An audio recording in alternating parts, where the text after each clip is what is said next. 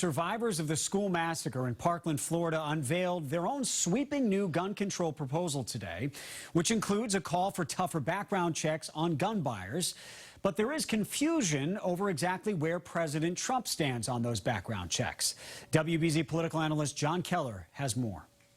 Oh, I have an appetite for background checks. The president claims he hasn't changed his views on gun background check reform. There are things we can do, but we already have very serious background checks. We have strong background checks.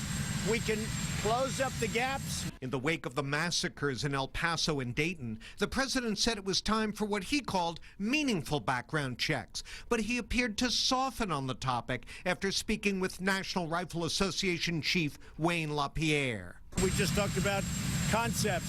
Wayne agrees things have to be done also. But just yesterday, the NRA Twitter feed featured this testimony from their top official in Virginia. Universal background checks do not stop criminals. The idea that criminals are now going to follow a new law is not based on reason or good sense.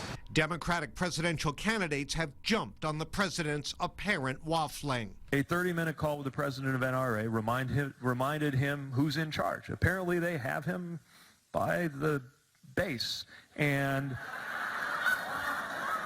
he just can't stand up to them. Meanwhile, students who lived through last year's Parkland, Florida shooting massacre are out with their own plan, calling for expanded background checks and a national gun registry, among other measures opposed by the NRA. I want both Democrats and Republicans, no matter if they're the president of the United States or they're a mayor, to look into their hearts and think about their children or their loved ones, and think about the thousands of loved ones that are taken every year as a result of this preventable public health crisis.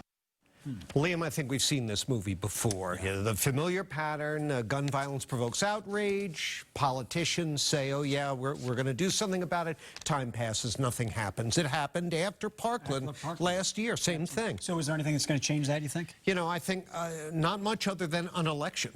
Keep in mind, in the congressional elections last year, particularly suburban women cited gun control as a major issue and a reason they voted for Democrats. Will the same thing happen next year? They're a key demo. They may hold the future of this in their hands. We'll be watching. John Keller, thank you very much. We want to go over to Eric with